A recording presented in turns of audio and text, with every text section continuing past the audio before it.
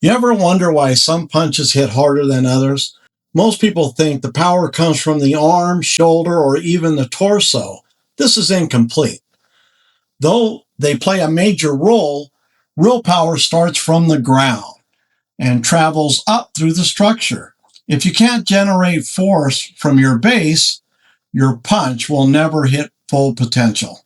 In this video, I'll break down how the ground affects your striking power and why most fighters struggle to generate power.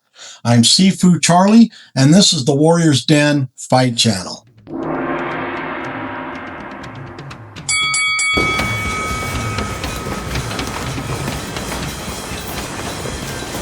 You know, AJ, when I first started the martial arts, I thought I hit pretty hard. My stance was solid, I rotated my hips, and my delivery felt strong. But something was missing. Missing? What was that exactly, Sifu? Real power. I was hitting hard, but not hard enough. I knew there was something missing, something I couldn't put my finger on. So what did you end up doing? I did what every smart fighter does. I hit the gym. I figured I just need a little more muscle behind the punch. And did that work? No. Not really. At least not the way I hoped for. I got stronger, sure. But my punch didn't evolve the way it should have. So what changed, Sifu?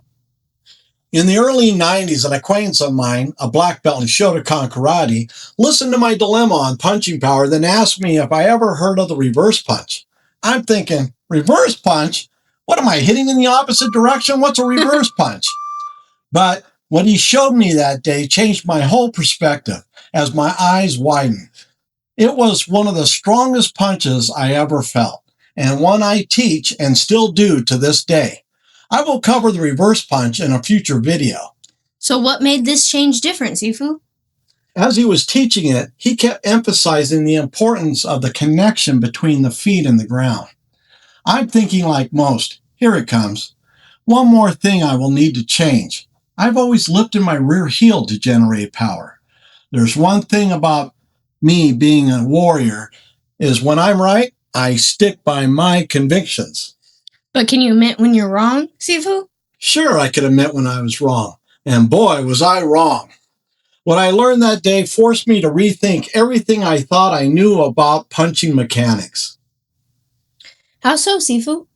His feet were not up on the ball of the foot, but flat on the floor when he locked it in. He struck with such power. It was like a battering ram.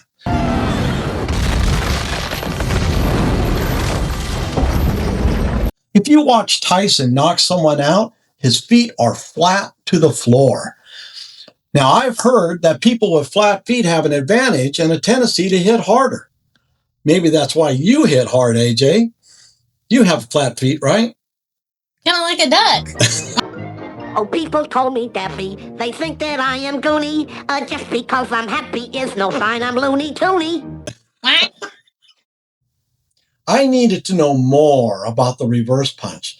Like other punches, there are proper mechanics to how you move your body to lock it in at the time of delivery. The reverse punch is no exception, but the feet must be glued to the floor to create energy to go through your body. Like a plug. Like a plug? What are you talking about? Well, when you plug something into the wall, you get power, right? Yeah. But if you unplug it, nothing. Yes, exactly. That's a great comparison, AJ. When your feet are flat on the floor during the point of impact, you're plugged in and grounded. But if you lift the heel, You unplug it. you unplug it. Perhaps we can demonstrate it for our viewers at home, Sifu. That's a great idea. Come on, AJ, let's go. Whatever punch you may be performing, the cross, the hook, uppercut, overhand, the reverse punch, and in some cases, the short jab. You want your feet planted. This connection makes for a sound base that allows you to pivot your feet and turn your hips into the attack without loss of balance. Some fighters lift the rear heel up when striking, thinking this pushes the body weight forward, making the punch stronger, when in reality, lifting the rear heel way up may divert targeting by leaning the torso forward, causing the attack arm to lower.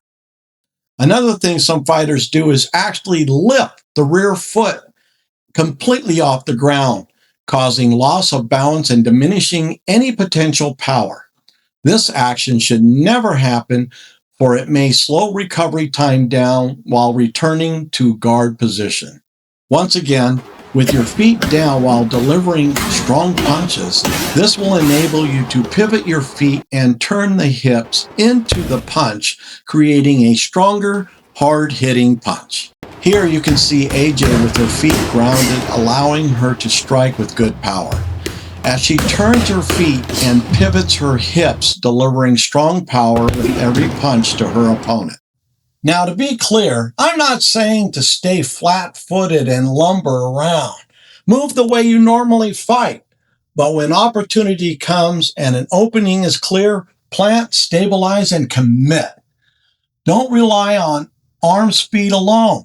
Drive the punch through coordinated body mass, hands connected to hips and the legs so that the force travels through the entire frame, not just through the shoulder and fist. That transfer of weight combined with a quick snap delivers real speed and impact with intent. I hope this helped you understand why the ground plays a pivotal role in creating a strong punch. Please let me know in the comments below your experience with this topic. And as I always say, knowledge is power. This is Seafood Charlie and AJ here at the Warriors Didn't Fight channel. Until next time, keep an open mind.